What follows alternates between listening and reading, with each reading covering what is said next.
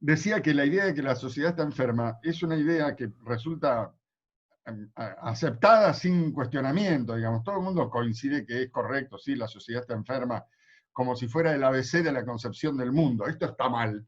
Pero si vemos un poquito mejor las cosas y tomamos cierta distancia y aceptamos un punto mayor de sabiduría, tenemos que aceptar que las sociedades humanas siempre son, fueron y serán, por lo tanto, altamente problemáticas en cualquier parte del mundo y en cualquier momento de la historia. Esto, digamos, no hay con qué darle, es un hecho verificado. Entonces, adjudicarle eso a la enfermedad, a una enfermedad, digamos, curable, me parece que hay algo ahí que está mal comprendido. Bueno, pero sigo con la lectura de la lista. La número 1 es la sociedad está enferma, la número 2 es la inteligencia es pensamiento crítico, cosa con la que no estoy para nada de acuerdo. La tercera es los valores se han perdido, la cuarta es pensar es complicarse demasiado, la quinta es el sistema me oprime, no me deja ser libre. Hay más que una idea falsa, es una posición existencial dudosa, ¿no? Una posición existencial mal fundada, me parece. 6, el voto en blanco es un mensaje a la clase política, que era algo que se decía mucho en aquella época, pero creo que se sigue pensando, ¿no? 7, los que se la juegan terminan mal. 8, el rock fue derrotado por el sistema. Siento la necesidad de volver a decir que estas premisas para mí son falsas, son las ideas falsas, ¿no? Que están analizadas, y ahora vamos a detenernos en algunas. Todos los que tienen plata son unos hijos de puta, nadie me entiende, esa me gusta. Es una idea falsa, bueno, es divertido pensarla. Todo es política, las objeciones son un aporte, las mujeres son todas putas, me deprimo porque soy muy sensible, ser feliz es que nadie te moleste, la vida moderna es rutinaria y acelerada, no puedo hacer nada, las mujeres son más sensibles que los hombres, todo tiempo pasado fue mejor, la literatura de autoayuda es una porquería, el problema son los otros. Hasta ahí llevo leídas 21 ideas falsas. Antes de seguir con la segunda parte, me gustaría decir algunas cosas más, ¿no? Les decía al principio, profundizando en la idea, ahora, años después de haber escrito el libro, me doy cuenta de que esto es el ejercicio del pensamiento. Volver a mirar, no repetir siempre lo mismo. Estas ideas son falsas porque las repetimos sin pensar, las repetimos sin mirar si la realidad corresponde o no a algo que estas ideas están planteando. Entonces podríamos decir que hablar de ideas falsas o hacer esta observación respecto de las ideas básicas del sentido común es como una metodología de pensamiento, podemos decir. Y ahí viene a cuento lo que conté también hoy en el newsletter, que es de dónde surgió esta idea. Michael Michalko, que es el autor de un libro que se llama Thinker Toys, Juguetes de Pensamiento, que es un libro sobre creatividad, es un compendio de técnicas de creatividad, porque la creatividad no se trata tanto de teoría, sino de técnicas, es decir, de procedimientos para generar ideas. Bueno, Michael Michalko, que hizo un compendio de técnicas, presenta una de ellas que se llama caras falsas, en donde dice que una vez establecido el foco sobre el cual uno quiere generar ideas, que este es el punto básico e inicial de cualquier trabajo en creatividad, decir sobre qué querés trabajar, De Bono, que es el gran, digamos, pensador de la creatividad, dice que vale mucho más una gran capacidad de foco con una mediana capacidad imaginativa y de generar ideas, que una gran capacidad de generar ideas con una bajísima capacidad de foco, ¿no? Me río porque me parece que es como la posición de lo que llamaríamos el hippie, ¿no? Que se le ocurre un montón de cosas sobre todo, pero no, todo se le va de las manos. Y ninguna de esas ideas de alguna manera puede ser integrada a un plan, a una realidad. Entonces, bueno, caras falsas dice, primero establece el foco. Él pone el ejemplo de necesitamos nuevas ideas para hacer negocios en aeropuertos y estaciones de tren. Entonces, a renglón seguido tenés que listar, hacer una lista de los presupuestos, es decir, de los axiomas, de estas premisas básicas que uno diría son evidentemente ciertas en relación con esa realidad que tenemos que examinar. Entonces, las premisas que él toma en cuenta son de los aeropuertos y estaciones de tren. En los aeropuertos y las estaciones de tren la gente está poco tiempo. En los aeropuertos y estaciones de tren los transportes salen y llegan todo el tiempo. no me acuerdo cuál otra, no importa, no viene al caso. Lo que hay que hacer a continuación es revertir, dice él, las frases, es decir, darlas vuelta, negarlas. Ahí donde dice, en los aeropuertos y estaciones de tren, la gente permanece poco tiempo, habría entonces que decir, en los aeropuertos y estaciones de tren, la gente está mucho tiempo. En principio es una cara falsa, por eso se llama cara falsa en la técnica, pero permite observar cosas que las caras verdaderas no permiten observar, como por ejemplo que hay muchísimas ocasiones en donde las personas están mucho tiempo en una estación de tren o en un aeropuerto porque pierden un vuelo, porque se instalan horas antes para no tener que pagar una noche de hotel extra. Es decir, se revela una situación que antes estaba desatendida. No voy a seguir con el ejemplo, pero lo que sí me parece es que es muy interesante, me lo pareció entonces y por eso lo usé para esta columna, dar vuelta a los presupuestos fundamentales con los que uno se maneja en la realidad. No porque lo contrario de lo que decimos sea verdadero, sino porque es un mirador. ¿Vieron? Un lugar donde uno se para y ve mucho, ve cosas que antes no veía.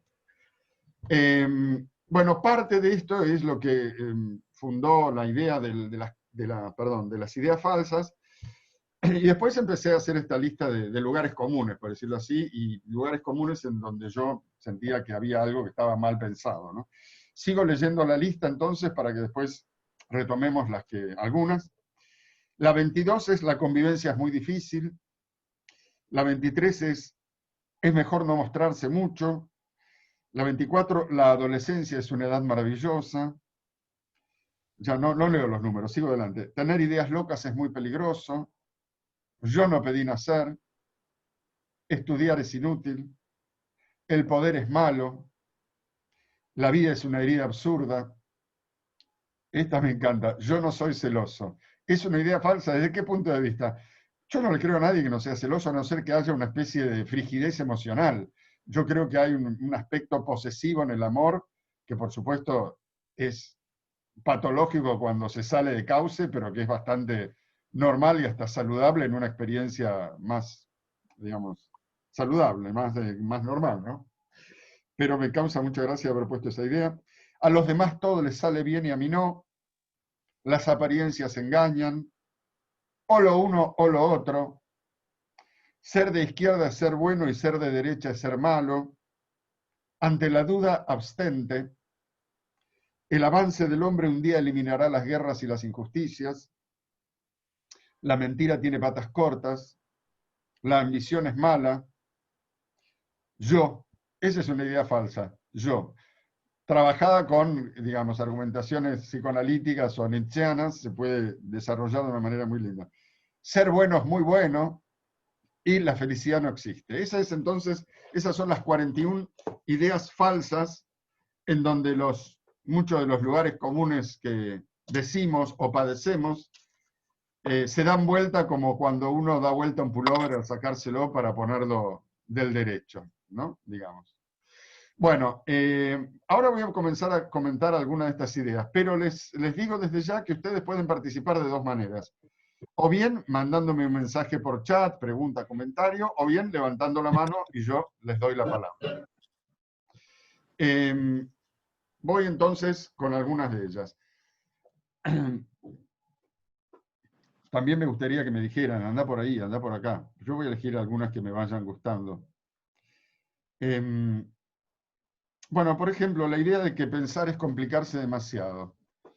Está presente en el hipismo y en muchas ocasiones, ¿no? Como el pensamiento es una vuelta indebida, una vuelta siempre un poco redundante, por decirlo así. Hay una inmediatez de las cosas en donde todo está más claro.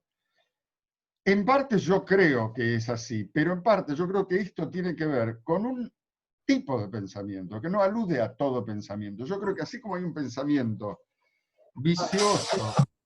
vicioso, obsesivo, digamos, que da vueltas sobre las cosas para eludirlas, que se dedica a sistematizar la duda hasta el infinito para no tener que tomar una decisión. Así como hay un pensamiento que se relame con las referencias sin quedar siempre preso de su propio sistema, también hay otro pensamiento que es exactamente la vía contraria, que nos permite salir de ese encierro que nos marca de alguna manera un rumbo concreto, claro, preciso, necesario, y que tiene para nosotros el sentido de una nueva libertad, por decirlo así, que nos alivia. Entonces, no creo que sea cierto que pensar sea complicarse. Pensar de determinada manera sí lo es, pero hay otros modos de pensar. Y los sistemas de pensamiento que me interesan, vuelvo siempre a lo mismo, Nietzsche, el psicoanálisis, el budismo, Zen, que es el que más conozco. Los sistemas de pensamiento que me parecen más valiosos son aquellos que reconocen su propio límite y que lo integran como parte de su teoría. Son pensamientos que dicen, el pensamiento ocupa esta zona de la realidad y después está todo esto otro en donde no nos metemos, que nos excede, que va más allá, o que integramos de una manera, digamos, distante y relativa. No es un pensamiento, diríamos, racionalista que se hace cargo del todo y cree que lo principal de la experiencia de vivir sucede en la conciencia. No, es un pensamiento que se sabe limitado. Y al saberse limitado, adquiere todo su poder de libertad y de productividad, ¿no? Bueno, acá Emanuel dice, todo es política. Es un mantra de algunas agrupaciones políticas. Ese me gustaría ahondar un poco. Me encanta, a mí me encanta este tema. Sí, por supuesto, se ha dicho, y es muy progre, ¿no? Decir, ojo, todo es política. Cuando vos disfrutás de Toy Story, es político eso, porque es el vector de la civilización burguesa occidental. Yo creo que todo es política, digamos que la realidad no es en sí misma política. Me faltó decir algo antes de eso. La realidad no es en sí misma política. Lo que llamamos político es un tipo de observación en este caso. Podríamos decir también todo es biología, todo es psicología, todo es economía, todo es amor, todo es cuerpo, todo es fantasía. Es decir, cada una de esas premisas propone aplicar una determinada mirada a la realidad. Pero la realidad no es exactamente contenible por ninguna de esas miradas en términos exclusivos. La realidad precisamente admite y se enriquece con el cruce de todas esas miradas. Dicho lo cual, también hay que señalar que decir todo es política es intentar empobrecer todos los aspectos de la vida, llevándolos a una significación dentro del juego político, que aparte las trata de acomodar dentro de una cierta posición. Decir todo es política para mí empobrece la mayor parte de las observaciones que puedan hacerse. Decir todo es psicología me parece más interesante, más abierto, da lugar a observaciones me parece más complejas. Decir todo es biología también me parece más interesante. Decir todo es economía, depende cómo se lo trabaje, puede ser valioso. Todo no es economía, todo es nada. En realidad lo que estaríamos también cuestionando acá, si nos damos un poquito más de manija, es la idea del todo. El todo es Dios, no existe, no hay todo, es una formulación. Y como tal, como formulación, está sujeta a ciertas, digamos, limitaciones conceptuales, ¿no? Pero bueno, no vamos a entrar ahora en eso, que es un quilombo. Así que a mí me gusta mucho rebatir la idea de que todo es política, porque si no es como si nos estuvieran tirando para el lado de la significación política y empobreciendo muchas cosas que nosotros vivimos, sentimos, queremos en otro nivel. No queremos decir que la política no sea importante, que no sea determinante, etcétera, pero también podríamos señalar que la política a su vez es influenciada por un montón de cosas que no son políticas. Por ejemplo, a mí me parece que hay observaciones psicológicas que son muy reveladoras respecto al rumbo político de una sociedad. Bien. Rosario dice, ¿por qué se relaciona con que el que no piensa es más simple y por ende es más feliz, creo? Pensar sobre lo que sabemos. Ahí la segunda parte no la entendí. Bueno, a mí, la voy a notar, porque si hago un segundo tomo, me parece que esta estaría buena. A mí me parece una idea que se suele decir con mucha facilidad. ¿Cómo la podríamos formular? El que no piensa es más feliz, ¿no? A ver, acepto ayuda. El que no piensa es más feliz. No, es como decir, no, la gente de campo es así, que tienen la vida más clara. En cambio, nosotros, la ciudad, somos neuróticos. Yo no creo que la neurosis sea un atributo de la ciudad, ni de la civilización, ni del refinamiento, para nada. No creo tampoco que la gente más simple sea más feliz. El año pasado yo veía una foto, me pasó esto, se los cuento porque es divertido. Yo veía una foto de un pastor en un pueblo perdido del norte llevando unas, no sé si eran unas ovejas o no sé qué, unas llamas. Y claro, la imagen, la foto medio romántica, la imagen aparece propuesta a la atención como eso, ¿no? Como la pureza de la vida sencilla. Y yo pensaba, este debe ser un abusador de los menores de su familia, digamos. En esas situaciones de aislamiento y de primitivez se dan también las peores aberraciones, digamos, ¿no? Es muy frecuente, el tipo, es el abuelo, vive con la nietita y la hija en una misma habitación y suceden cosas aberrantes. Así que yo no me comería tan fácilmente el cuento de que la simpleza es pura bondad, digamos, ¿no? Y tampoco creo que sea simpleza. Hay un tema interesante ahí. ¿Es una vida con menos palabras? Tal vez, puede ser. ¿El pensamiento es palabra? Para mí no, el pensamiento es elaboración. Bien. Todo es cultura. Todo es cultural, diría Rosario. Me gusta, la anoto. Todo es cultural. Yo tampoco estoy de acuerdo con eso. ¿Qué quiere decir? Ayer lo hablábamos en el taller, en donde algunos de ustedes estaban presentes. Se supone que, desde el punto de vista progre, desde el punto de vista que gusta sostener que todo es política, también cada cosa que uno pueda reconocer de su existencia tiene, digamos, una pertenencia clave a coordenadas culturales. Entonces a mí me decían de chiquito que el hambre era cultural, porque cuando vos tenés hambre de hamburguesa o de papas fritas o de fideos con tuco, pero que en otra civilización o en otra época de historia el hambre refería a otros objetos culturales. Me parece una pelotudez. Sí es probable que haya una inserción cultural, digamos, de una experiencia del cuerpo, pero no hay cuerpo sin hambre. Entonces, no es todo cultural. Hay una base natural, que a mí me parece que el relativismo cultural, podemos llamarlo así, así se lo denomina, o que está absolutamente cercano a las posiciones progres, son sistemas de desconocimiento de la realidad para justificar algunas posiciones ideológicas bastante precarias.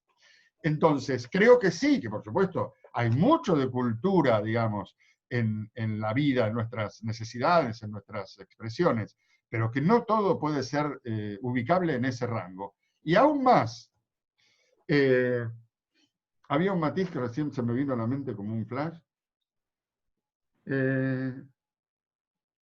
Todo cultural, decimos. Bueno, ya me va a volver. Entonces, la anoté, todo es cultural, no creo para nada que tenga todo cultural, hay cosas naturales, por más que también pueda hacerse una reflexión del tipo exégesis, es decir, como historia del desarrollo de un sentido, exégesis del concepto de naturaleza en la cultura humana. A esto iba. Me acordé de lo que me había olvidado. Todo es cultural, pero yo les propongo una, porque también lo que vale más para mí es lo contrario, todo es natural. ¿A qué voy? Para mí la pregunta que hay que responder es, ¿en qué momento, desde el inicio de la realidad, el Big Bang, en qué momento desde el Big Bang hasta hoy podés decir, hasta acá era natural y acá ya no es más natural? ¿Qué es la cultura? Naturaleza humana. No hay algo en la cultura que haya ido más allá o haya agarrado para otro lado. No hay nada que no sea naturaleza, y también es naturaleza Internet, las computadoras, los antibióticos, todo tipo de refinamiento y sofisticación y avance cultural es natural. Es parte de lo que hace un animal particular, que es el hombre, que es un animal raro, distinto, ambicioso, loco, increíble, genial, estúpido. Bueno, ese animal tiene ese comportamiento. O ahora vamos a decir que el comportamiento de los leopardos no es natural cuando celebran sus ritos de apareamiento. Bueno, nuestros ritos de apareamiento pasan por Tinder y Happn también. Y eso es nuestra naturaleza, compleja, increíble, pero es naturaleza. Entonces, no veo dónde viene el interés de marcar un antes y después de la cultura, no veo para qué es relevante. Pero acá hay una mano levantada, le voy a dar entrada. René. Hola, Alejandro. ¿Dónde estás? ¿Dónde estás? ¿Qué tal, René? Estoy en la No ciudad sabía para que eras vos. hay una chica que se llama Rosario y yo estoy en Rosario en este momento. Mirá, esto no es casualidad. No, por algo será. ¿Qué Entonces, si estás? se llama Rosario ¿Estás en el o piso, está... internado? ¿Cómo que se te ve raro? No, se me ve en la cama, perdón. No, por favor. Me puedes sentar si querés. No, quiero que Todavía... vayas al punto, porque acá estamos laburando con ideas. Bueno, ahí voy al punto concretamente. Interesantísimo, desde ya voy a anotarme a tu curso, desde ya, eso. Bueno, eso es una cosa entre vos y yo. Pero yo les comunico a quien me escucha que para leerlo a Nietzsche tuve que estar 3 años con este señor, para No. entender lo que le decía. Así no va. Pero es imposible, Alejandro, que a vos no se te vincule con la política. O sea, la pregunta iniciática de hoy, la política. Pero claro, fuiste un hombre que estaba en el riñón de Macri, con las cagadas que se mandó este boludo de Macri. O sea, yo entiendo a la gente que pregunte por Mira, qué. está bien, entiendo lo que vas a decir, te lo voy a responder y te voy a mutear si volvés a decir eso, porque yo no quiero hablar de tema político y estoy No, en yo tampoco, absoluto Alejandro, desacuerdo no. con lo que acabas de decir y me irrita que aproveches esta situación para decirlo. Así que te voy a responder lo que planteaste, que me parece por supuesto correcto, que es lo siguiente. Sí, claro que se me vincula por la política, pero yo no soy solo esa experiencia, yo soy muchas otras cosas y puedo elegir cuándo hablo de eso y cuándo no hablo de eso. Entonces, es cierto que existe la política, que tengo participación, que me interesa, que tengo mi posición tomada, que soy un poco salvaje en la discusión sobre el tema, por eso prefiero evitarla. Y me parece que hay todo un campo de referencia y de ideas y de trabajo muy interesante que tal vez tiene cierta coincidencia con posiciones políticas, pero que creo que es coherente y necesario dejar de lado a veces para abrir otro juego, porque si no es, René, y está muy bien, lo que traes precisamente es eso lo que pasa cuando uno se vuelve omnipolítico, digamos, que no puede parar de hablar de eso, ¿viste? Terminamos empobreciéndonos. Parece que tener una posición política significara estar todo el día hablando de política.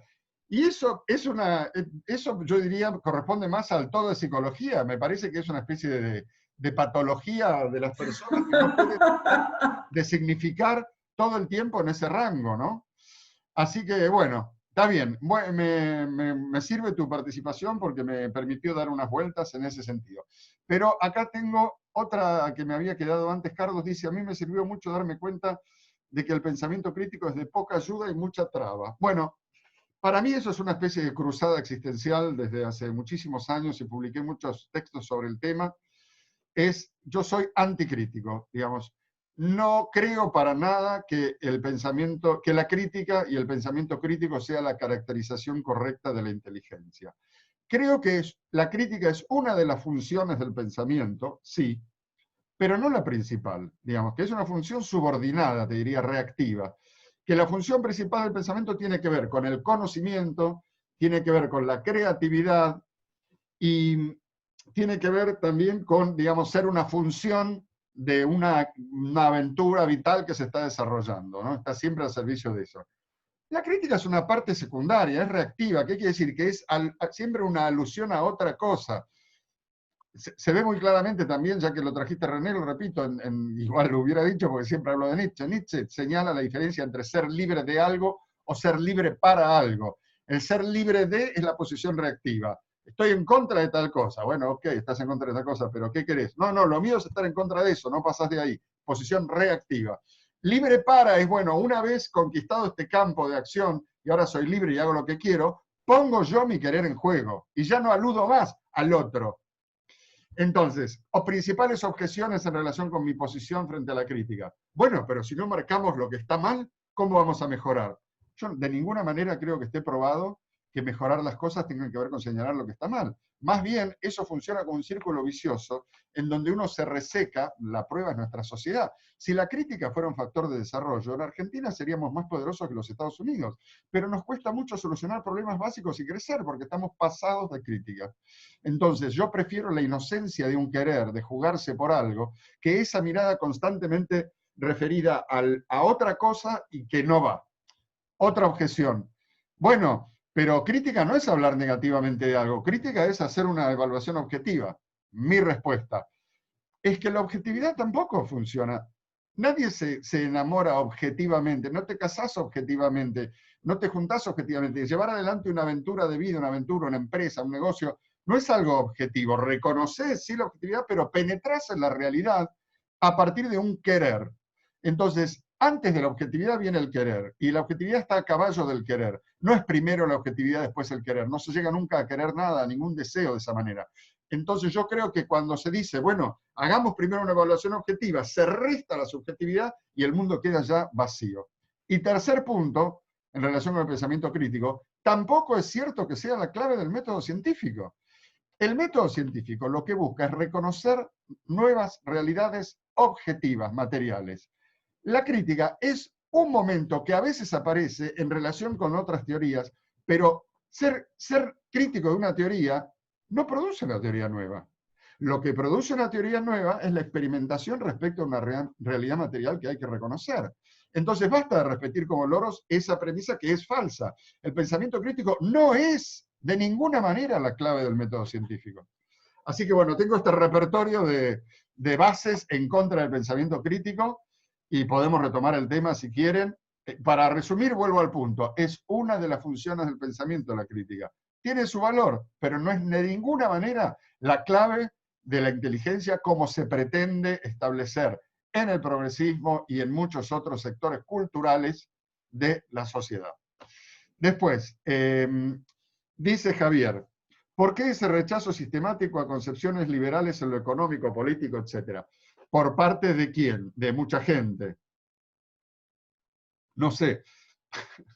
No sé, tal vez porque, no sé, escucho tus hipótesis, Javier, y si querés partimos de ahí. Jorge dice, el que no se cuestiona tanto es más feliz. El que no se cuestiona tanto es más feliz. ¿Por dónde podemos agarrar este pececito? Este pececito que se mueve. Me gusta la idea de que cierta ausencia de cuestionamiento tiene que ver con aceptar las realidades, aceptar incluso el deseo propio y avanzar, ¿no?, sobre lo concreto. No sé si esto se calcaría de una manera muy directa con lo que veníamos hablando antes, que es la idea de que la gente simple y sencilla va mejor porque no se cuestiona. No sé si lo que hay ahí es una ausencia de cuestionamiento, o bien me preguntaría, ¿cómo es el cuestionamiento, la duda, la neurosis, el enrosque, el temor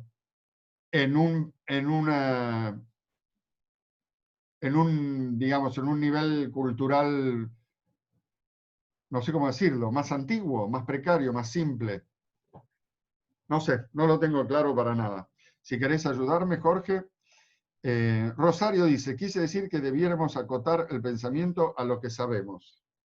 Cuando dijiste qué cosa, cuando dijiste pensar sobre lo que sabemos. No, no sé si necesariamente eso. Creo que pensar también tiene que ver con avanzar hacia lo que no se sabe, con plantearse preguntas. En general, en la intelectualidad se subraya siempre como punto más de mayor valor la duda, ¿no? Es la búsqueda.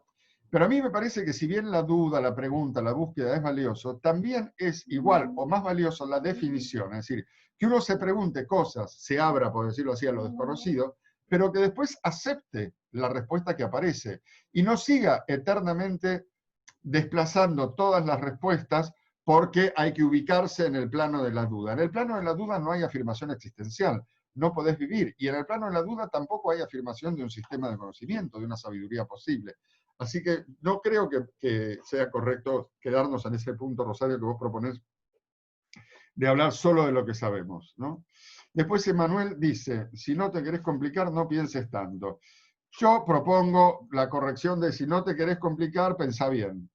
No pienses tanto, sino pensá mejor. Y tal vez sí, está bien, Emanuel, parte del pensar mejor es no eternizarse en un pensamiento permanente, aunque el pensamiento permanente puede estar siempre abriendo nuevos campos y planteándose otras cosas, o ayudando, por ejemplo, estratégicamente a dar los pasos de un proyecto.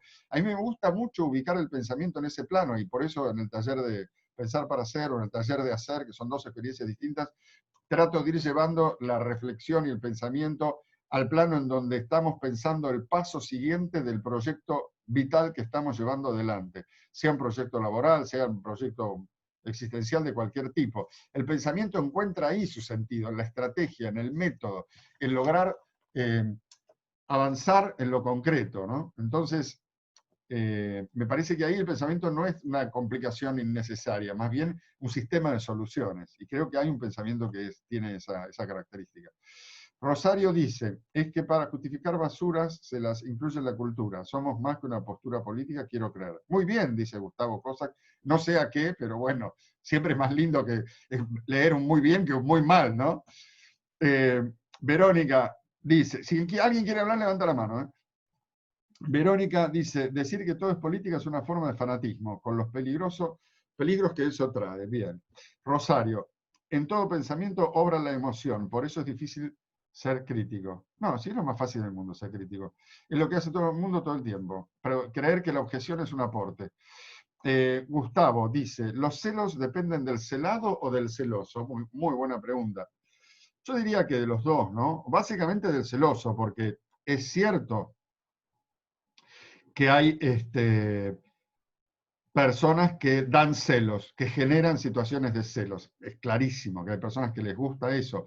Tal vez porque en su propia inseguridad tienen necesidad constante de que el otro esté siempre como sobre ascuas, por decirlo así. Eso es cierto. Pero también es responsabilidad de uno engancharse con una persona así. Yo creo que una persona así, en cuanto uno detecta ese rasgo, hay que pegar una patada en el orto. Es decir, no hay que entrar en ese juego. Si uno es lo suficientemente sano como para lograrlo, hay que evitarlo. A veces el enganche es muy fuerte, pero los celos son una desgracia, ¿no? Ya todos, no sé todos, yo los he sentido y supongo que muchos de ustedes también. Creo que en todas las vidas los hay en alguna magnitud, ¿no? Cuando yo digo yo no soy celoso, es porque me encuentro, digamos, con el prototipo del canchero del cual hablaba hoy en el newsletter, que es una posición en donde no, yo no soy celoso, a mí, viste, digamos, domino la situación, que vaya, que venga, que haga lo que quiera. Yo no lo creo, me parece que eso es como no estar completamente entregado a una experiencia afectiva. En la medida en que hay amor y hay involucración, cierto nivel de celo hay, y para mí eso liga directamente con la posesividad.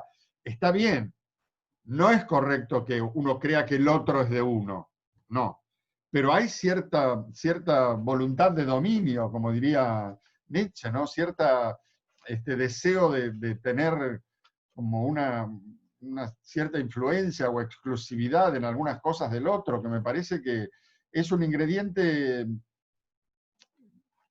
digamos, inerradicable. Yo no sé, eso tal vez lo estamos hablando de experiencia. Yo me he encontrado tengo siempre esa discusión, un amigo gay que con su pareja tienen un pacto de ellos no son celosos, entonces un día por semana cada uno sale y hace lo que quiere.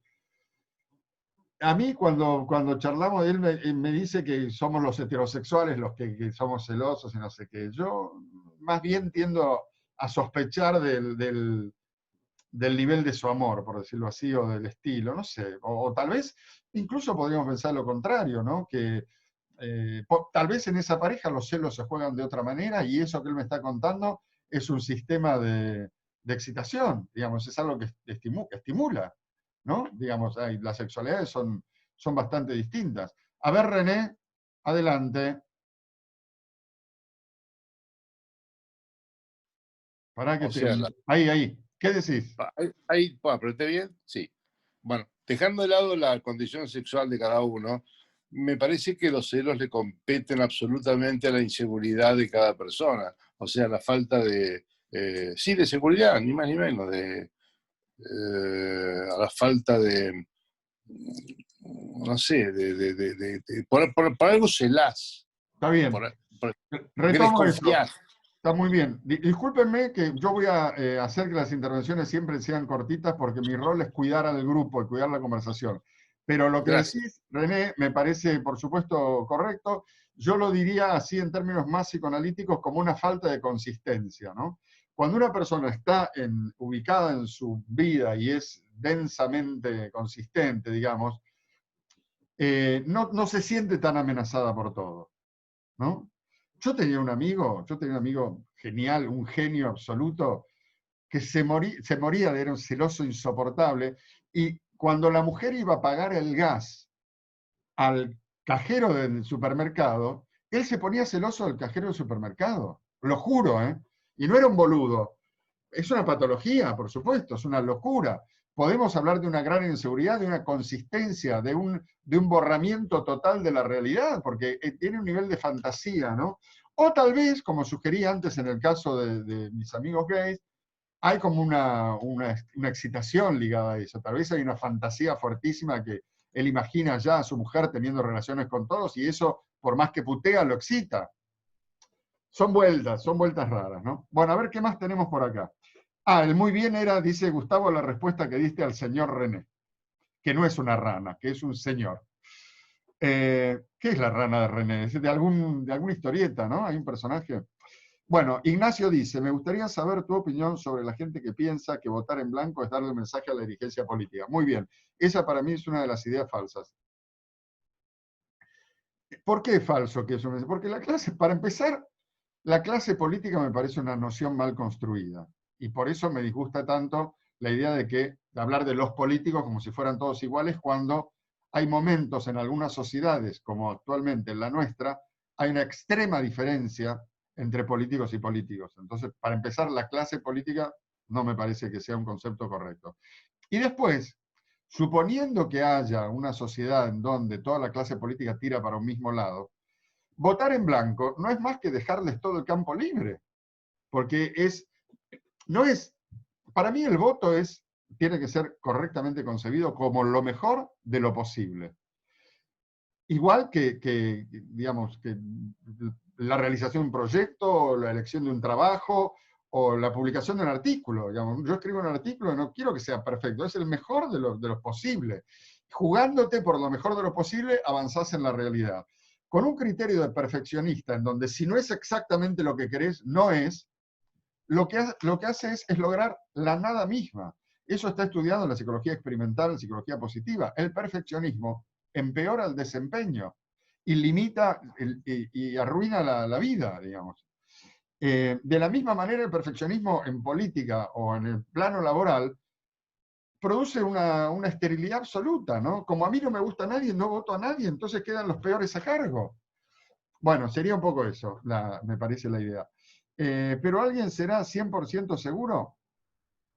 Mira, Andrea, me parece que podríamos decir, me acuerdo de una persona, una vez le escuché a una mujer, le escuché decir, yo soy mega segura. Y me causó gracia y quedó ahí presente como algo ridículo, ¿no? Eh, yo creo que la seguridad mayor tiene que ver con ser capaz de aceptar la propia inseguridad. Es decir, es una paradoja, pero la persona muy segura no tiene problemas con estar inseguro en algunas situaciones o tener sus inseguridades. Es consistente, se lo banca, sabe que no existe esa perfección en donde uno va siempre para adelante como si fuera un militar de película, un Rambo. No existe eso. Uno tiene vaivenes y en esos vaivenes, en el reconocimiento de esos vaivenes hay más seguridad, digamos, más consistencia existencial que en la negación de esos vaivenes, diría. Muppets, me acota Manuel Pedraza hablando de la rana René. Los Muppets, dice Andrea Paladino, y también lo dice Rosario. Andrea dice también, por eso no soy celosa, pero puedo sentir celos alguna vez. Bueno, está bien, podemos hablar de matices. Ahí, Andrea, habría que analizar tu caso, tendrías que contarnos más en detalle. Pero está bien, son cosas, digamos, que decimos en términos generales. Un poco también me da la pauta esto para aclarar que el pensamiento, el trabajo del pensamiento es un poco así, digamos. Es un juego, es decir, es una dimensión en donde uno intenta cosas. Y distintos planteos teóricos adjudican a distintos conceptos distintos valores. Entonces, si nosotros vamos a trabajar el libro, supongamos que este grupo se ha propuesto hacer un libro sobre los celos, y cada uno va a escribir un ensayo de 3 páginas y lo vamos a publicar. Lindísimo proyecto, ¿no? Entonces vamos a conversar. Vamos a tener reuniones para conversar. Y ahí vamos a tener que ir definiendo una idea de los celos. Y vamos a ver que distintas personas trabajan el concepto de los celos de distintas maneras. Bueno, eso pasa con los distintos sistemas de pensamiento. Definen los términos. Cuando uno dice una palabra, la está usando de alguna manera. Entonces, bueno, hay que tener esto en cuenta y por eso me gusta decir que es un juego o que son sistemas, son modalidades en donde los sentidos se barajan de distintas formas, ¿no? Bueno, ¿qué más, che? ¿Alguna otra? Mientras alguno aparece con algún comentario o levantando la mano, yo voy a elegir otra idea.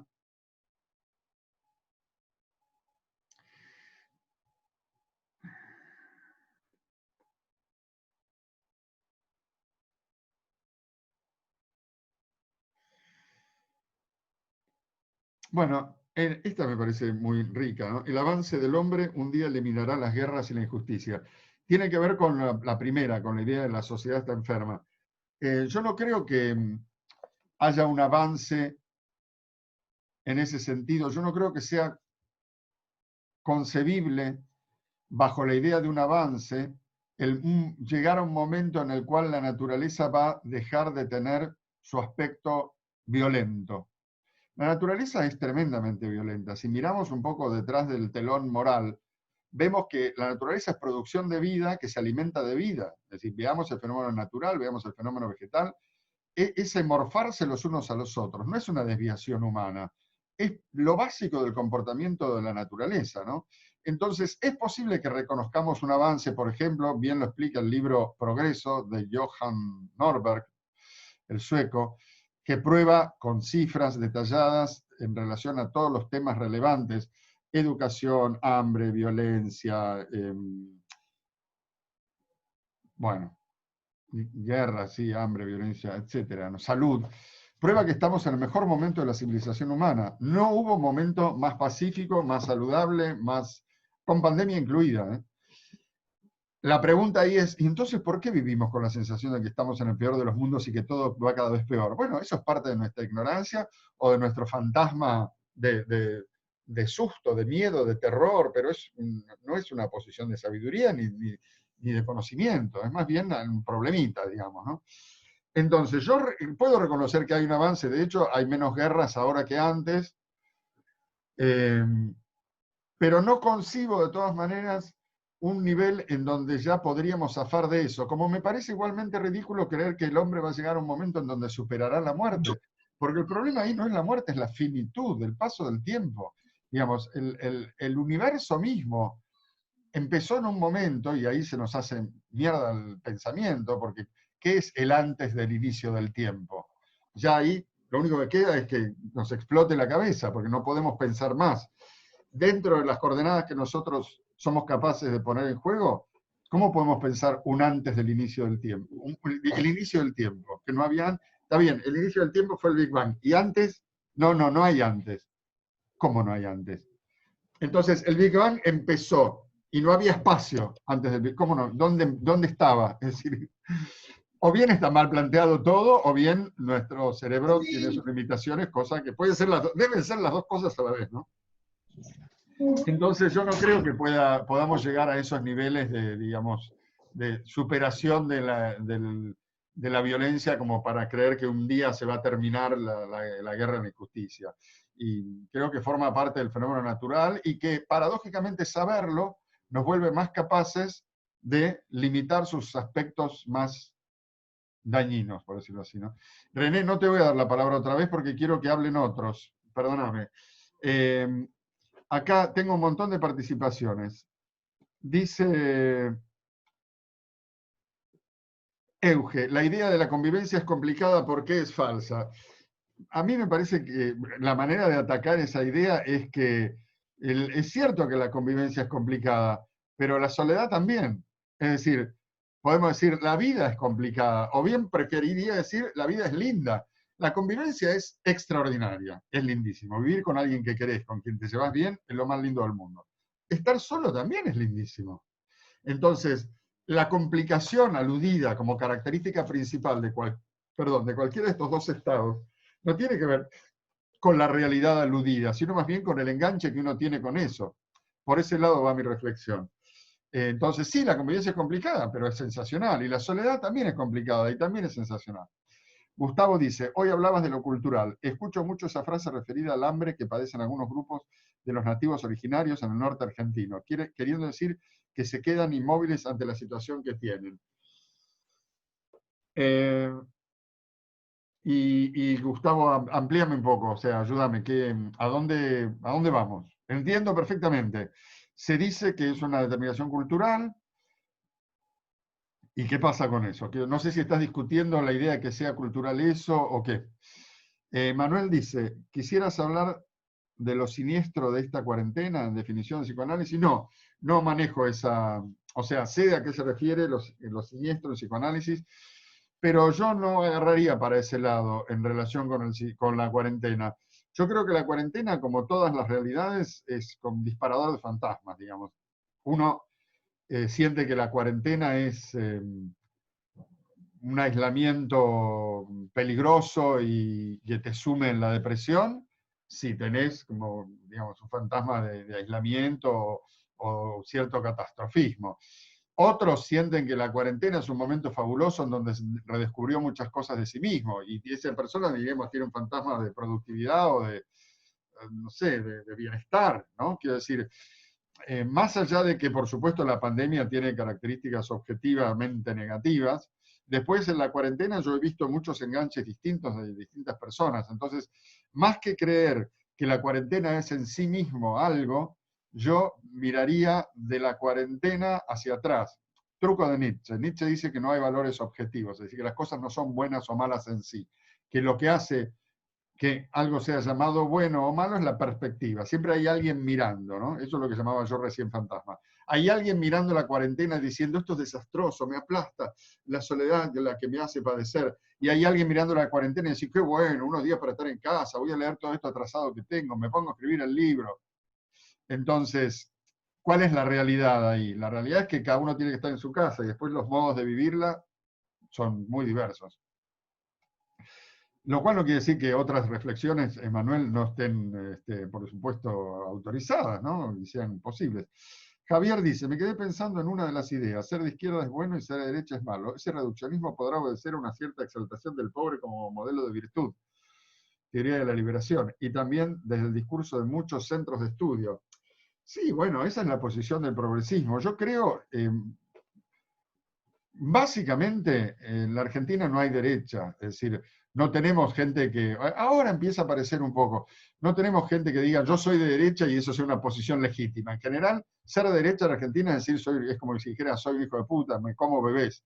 En cambio, ser de izquierda se puede decir porque se supone que sos bueno, te preocupás por los pobres. Después viene la parte en donde ese preocuparse por los pobres lo único que produce es pobreza. En la Argentina y en todas partes del mundo, verificación, no opinión, hechos concretos, los sistemas populistas, los sistemas preocupados por los pobres generan pobreza. Es lo que traté también de expresar en el artículo ese sobre el pobrismo que escribí hace unos cuantos años y que tengo disponible si alguien lo quiere. Entonces, nada, yo atacaba esa idea de que solo una localización política sería correcta y de ser de izquierda, y es también lo que se es llamado buenismo o pobrismo, y es también lo que aparece en la idea 40, que es ser bueno es muy bueno, en donde yo creo que hay una especie de hipermoral actuando en la simulación del bien, típica de todos los comunicadores sociales, de todos los periodistas y de todos los opinadores. Todo el mundo tiene que probar cada vez que agarra un micrófono que es bueno y que está muy preocupado por los débiles y que qué bueno es ser bueno y es muy bueno ser bueno. Y me parece una especie de falta de inteligencia no poder salir de ese planteo, ¿no? Bueno, después dice Rosario, coincido en lo siniestro de la cuarentena eterna. Gustavo dice, dar celos es una forma de sadismo, y si bien no hay sádico sin masoquista, creo que el masoca sufre más de lo que disfruta el sádico. Por supuesto, yo no creo que el sádico disfrute mucho, pero bueno, supongamos, no sé. Pero sí, creo que hay una pareja ahí, hay un sadomasoquismo compartido, ¿no? Hay uno que causa celos y otro que se engancha en padecerlos en vez de decirle andate a la puta que te parió, porque yo no quiero, no me gustan las personas que me dan celos. No te querés animar a amar. No, no es que no me animo a amar, es que me estás emputeciendo en la vida con tus ridiculeces. Punto. A mí me gusta la gente que le gusta dar confianza al otro en las relaciones. Que en vez de creer que la relación se mantiene si al otro lo tenés en constante incertidumbre, le gusta por el contrario expresarte que quiere estar con vos y darte seguridad. Cuando ese juego es mutuo y aún así hay atracción, eso es la mejor posición del amor.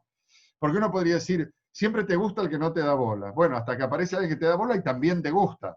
Ahí, ese es el punto, me parece valioso.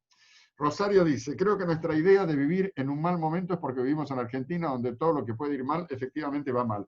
Hay avances y retrocesos en la Argentina. Ahora estamos, creo, en un retroceso. Nicolás dice, todo tiempo pasado fue mejor. Bueno, es una de las ideas falsas. Me parece que ya está de alguna manera explicada la idea con la certificación que nos ofrece el libro Progreso de Norbert, ¿no? Que también después se los puedo pasar si quieren. Objetivamente hablando, estamos en el mejor momento de la civilización. Nunca hubo tanta gente viviendo tan bien, tanta gente viviendo tanto tiempo, tal nivel educativo, etcétera, etcétera, ¿no? Entonces, el todo tiempo pasado fue mejor, creo que expresa una incapacidad de vivir, o un temor, o la necesidad de afirmar que ahora no es posible ya. Lo que para esa persona no es posible está presentado como si no fuera posible objetivamente, en vez de ser asumido como una responsabilidad personal. Hay muchas vueltas que darle a esa idea, pero estas serían algunas. Rubén dice, ¿no es una idea falsa creer que el hombre no es un ser egoísta? De ser así como creer en un sistema político solidario, gradual, etcétera. Yo creo que el hombre, que el ser determinado, hombre, animal, digamos, hablemos básicamente del hombre, sí, por supuesto, tiene algo que es una autoafirmación directa, que podemos llamarle egoísmo o podemos en algunos casos llamarla más modernamente, en algunos casos, autoestima. Lo que hace unos años era considerado egoísmo, hoy en día podría ser considerado autoestima. Pongo, por ejemplo, antes la hija menor se quedaba para cuidar a mamá y papá. Hoy en día esa hija menor dice, mamá, papá, los quiero mucho, pero quiero hacer mi vida. ¿Qué es? ¿Egoísta? Antes hubiera sido, ¿qué egoísta? Si los padres le han dado todo. Y ahora la chica va a decir, no, no soy egoísta. Esta es mi vida, me quiero a mí misma, tengo amor propio, estoy firmemente asentado en mi realidad, es la única vida que tengo, la voy a vivir como quiero. Mamá, papá, gracias, los voy a ayudar si puedo, pero no me rompan las pelotas. Amor no es en sacrificarse por el otro. Eso es una idea falsa también. Amor es sacrificio. A mí me parece que el amor no es sacrificio, que es disfrute del otro, que es esfuerzo, puede ser, pero me las voy anotando para el segundo tomo. Tenía una lista, la tengo por ahí, incluso lo publiqué como artículo, de ideas falsas en el ambiente cultural, en el mundo cultural. Una de ellas era todo es cultura, otra es bueno hablar dejando caer nombres todo el tiempo. Hay gente que no puede decir nada sin hacer una cita. Yo he hecho algunas menciones, pero me parece que de una manera bastante contenida. Hay personas que no pueden hablar sino en nombre de tal, tal, tal, tal, tal, como si eso vistiera el discurso. En realidad, para mí lo que hace es señalar que no hay nadie ahí, que no hay nadie adentro, que si no habla por boca de otro no puede hablar por sí mismo. Betty, siempre que llovió paró. ¿Esa es una idea falsa o no? No sé. A ver si alguien quiere ampliar. Nadie más quiere tomar la palabra. El único valiente fue René, que de tan valiente quería hablar ya 3 veces y yo lo tuve que reprimir en su valentía. ¿Vieron al final? Estoy seguro, y esto lo digo siempre y voy a repetir ahora, que en esta hora de trabajo que llevamos han pensado muchísimas cosas interesantes. Y estoy seguro también de que el diálogo se pone mejor si es un diálogo. Digamos, tenemos diálogo porque han hecho buenos aportes, por supuesto, por la vía del chat. Pueden seguir haciéndolos por esa vía o también pueden hablar. Alguien puede decir, no hace falta tener una idea ya formada ni que sea súper inteligente. Uno va charlando y vamos construyendo algo. No, no, René, no, no. Otra vez René no, porque quiero que hablen otros. Valoro, René, tu arrojo, tu participacionismo, no sé cómo decirlo. Pero quiero que hablen otros. A ver, Mariana se está rascando la cabeza. Es un claro signo de que quiere hablar. ¿No es cierto? ¿Sí, Mariana?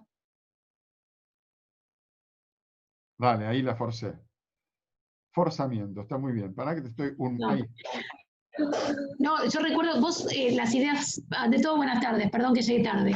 Por favor. Vos sacaste un libro con ideas falsas. Claro. Yo lo leí hace mucho tiempo, perdón que llegué tarde, y estaba tratando de recordar, digo, qué piola estas ideas y qué falsas eran, porque yo las tenía como muy, muy verídicas, muy, muy ciertas. Tal cual. Claro, porque... Y las leía, digo, sí, perdón. No, no, que esta charla surgió porque yo empiezo un curso que se llama Ideas Falsas el lunes que viene. Entonces, como venta del curso, ofrecí esta charla gratuita para los que se interesaban en el tema, quieran o no quieran hacer el curso, porque, digamos, es mi trabajo y yo quiero ganar plata con eso, pero también me gusta hacer cosas para los que no lo quieren hacer o no lo pueden pagar. También tenemos esta... El libro tiene sus años y bueno, de eso empezamos hablando, que también puede ser una especie de metodología de pensamiento, el agarrar cosas que uno considera verdaderas o que incluso son verdaderas y al dar las vueltas empezar a percibir otros aspectos, ¿no? Por ejemplo, uno Claro, podría pero yo decir... recuerdo cuando lo leí, era cómo me ayudaste a abrir la cabeza, porque eran ideas que yo la tenía como muy incorporadas a suerte de mandatos, ¿no? Y cuando leí esto digo, wow, me abriste la cabeza, me acuerdo. Ese libro fue para mí muy importante. Y me enseñó a pensar y a cuestionar estas ideas, que no son tan estrictas ni tan verdaderas, digamos. Se abre el juego a las dudas, ¿no? A los cuestionamientos. Bueno, te Y ahí se me agradezco estaba mucho y... Sí, ¿puedo agregar esto nada más? Dale. Y no molesto más. Con respecto a las patologías psiquiátricas, a personas que hemos vivido con familiares con patologías psiquiátricas, si la enfermedad psiquiátrica tiene también, el que la padece tiene una responsabilidad con respecto a eso, ¿no? Lo que hemos convivido con personas con determinadas patologías, en donde la familia se ve envuelta o arrastrada por esta situación y cuesta tomar distancia. Entonces yo siempre me pregunté, incluso cuando cursaba la carrera, si efectivamente hay una responsabilidad propia, subjetiva en esto, más allá de, no hablo de demencias, cuestiones ya, pero sí de neurosis graves o de, bueno, hasta dónde llega la responsabilidad y hasta dónde llega también el vínculo de la gente, del entorno más, más íntimo de esa persona, porque realmente a veces te arrastra a situaciones muy complicadas. Y si uno no pone un límite, no pone un freno a eso, bueno, se le va la vida también. Bien, claro, porque, digamos, uno podría decir, retomando esto último que vos planteabas, uno podría decir, bueno, si la persona psiquiátrica tiene responsabilidad sobre su vida, uno tiene más derecho a su libertad, o sea, a ayudar, pero también a seguir con su vida. Pero si no tuviera responsabilidad, también, ese es el punto un poco cruel y extremo, en donde siempre es legítimo que uno viva su propia vida. No porque el otro padezca y tenga un padecimiento enorme, uno tiene que ser el encargado de hacer justicia en la tierra, digamos. Todos estamos acá un rato, uno tiene que vivir su vida. No quiere decir cagarse en el otro, pero no es cagarse en el otro hacer su propia vida, aunque el otro necesite otra cosa. Es difícil, bueno, muchas cosas en la vida son difíciles, pero dijiste otra cosa también, bueno, muchas cosas lindas respecto del efecto que tuvo el libro en vos, me alegra muchísimo. Y lo que creo que también es un buen entrenamiento que nos da este trabajo de ver, considerar algunas ideas remanidas y habituales como falsas, es que uno puede como tomar cierta distancia respecto a las cosas que se dicen para ver si uno las quiere refrendar o no, digamos, si uno participa o no participa, ¿no? Porque si no, digamos, lo más común en un grupo o en una sociedad también es que esas cosas, digamos, nos las tiremos los unos a los otros y quedan instaladas como que, bueno, es así, porque todos lo decimos o me lo dijeron, es así. Y me parece que está bueno separarse un poco y decir, bueno, esto, se dice esto, yo lo corroboro, me parece que es así, o pienso en otra cosa. Jorge Alba Pose dice, ¿por qué se ataca la meritocracia? A mí me parece que eso tiene que ver con lo que preguntó, no me acuerdo si fuiste vos o quién en relación con el liberalismo, que quedó ahí en el camino, ¿no? La idea. Yo creo que tal vez se considera una especie de realización de la justicia el empardar las diferencias naturales, en promover una especie de igualdad, la justicia como igualdad absoluta. Igualdad ante la ley está bien, pero después la igualdad tiene patas cortas, porque de hecho no somos todos iguales. Y más bien yo creo en un concepto de justicia que respete y reconozca esa diferencia, ¿no? Entonces, la meritocracia creo que tiene que ver con que se consiga por mérito y por capacidad el acceso a determinadas posiciones, y me parece lo más básico del mundo. No creo que haya que decir, a ver, démosle una oportunidad a este muchacho, vení, sé presidente, a ver vos, y vos, ministro de Economía, y vos vas a manejar la petrolera, y vos, porque bueno, hay que darle oportunidad a todos, que siempre tienen que estar los que sirven, traigamos a algunos que no sirven también. Me parece que puede ser un acto de justicia respecto del pobre tipo, y aún así no lo es, porque lo estás poniendo en una posición en donde solo se va a frustrar y va a generar desastres para los demás. Así que yo creo que se ataca la meritocracia como ya una especie de punto de absurdidad absoluto en el sostenimiento de una posición ideológica completamente inútil, digamos. Yo agarraría para ese lado, no me parece de ninguna manera una mala palabra meritocracia. Por supuesto que es por mérito que uno consigue su posición. Y aún es por mérito que uno consigue su posición en el amor también, digamos, no es un tema de gestión nada más. Es por mérito que uno... Amor en obras consiste, frase de Lope de Vega que no me he cansado de citar, es decir, el amor se prueba en actos, y hay quien puede mucho y quien puede poco, bueno, qué sé yo, no sé. No es un acto de justicia porque nos revienta a todos, dice Rosario. Me parece que el mérito es básico para cualquier tarea. Sí, estoy de acuerdo. Vamos a dar una oportunidad a este muchacho que no pudo graduarse de cirujano. Deja que te opere. Pobrecito, nunca pudo operar. Claro, vos querés solo el cirujano exitoso. Qué garca sos, ¿eh? Dejalo, mira, bueno, sí, te tiembla un poco, pero vos tienes problemas. ¿Qué querés? ¿No lo vas a ayudar con sus problemitas? ¿Puedo pedir la palabra? Sí, pedila. No solo podés pedirla, Emanuel, sino que aparte te la voy a dar. ¿Dónde estás? Gracias. Adelante.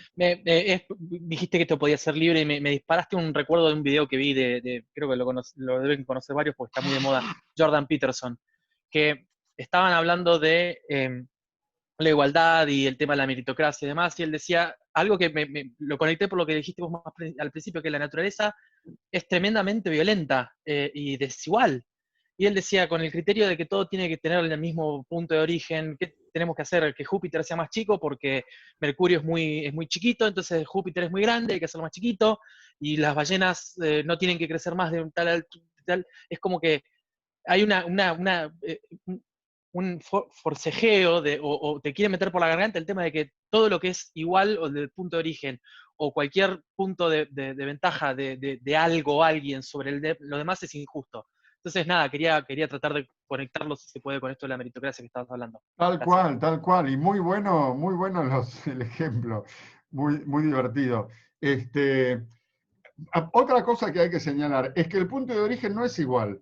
Es decir, pero no por un tema social. Nosotros siempre creemos que el ser humano es igual, todos los hombres igualitos, todas las mujeres igualitas. Si la pones en una villa, sale de determinada manera. Si la pones en una clase pudiente, y no. En los mismos contextos sociales hay enormes diferencias de personalidad y de capacidad. Por eso es tan interesante Nietzsche, porque para Nietzsche la diferencia no es algo que debe pensarse solo en términos de democracia, como equivalencia. La diferencia es jerárquica. Hay algunos que pueden más que otros. Y no porque haya habido un sistema social que lo produjo así, no, sino porque la naturaleza produce un mono que es el jefe de la manada, que tiene todas las hembras a su disposición y caga a patadas a cualquier otro macho que lo quiera desafiar, y el otro macho un poco más quedado o menos fuerte que no va a conseguir ese privilegio. Y ahí no fue el neoliberalismo el que produjo esa situación, como tampoco fue el capitalismo salvaje el que hizo que el pobre ciervito termine morfado por el oso, o por no sé qué que comen los ciervos, los felinos seguramente, ¿no? Entonces, hay que aprender a mirar a la naturaleza, más allá de esta ceguera que nos hace creer que todo es cultural siempre. La intervención que vos hiciste, Manuel, va en ese sentido, me encanta. Rosario dice, el coeficiente intelectual de una persona es medible y no tienen todos el mismo. No, suponiendo que eso mida un tipo de inteligencia y que pongamos en cuestión esa concepción de inteligencia, de todas maneras, creo que sí, está muy bien lo que vos señalás. No es cierto que todas las personas tengan la misma inteligencia ni la misma capacidad.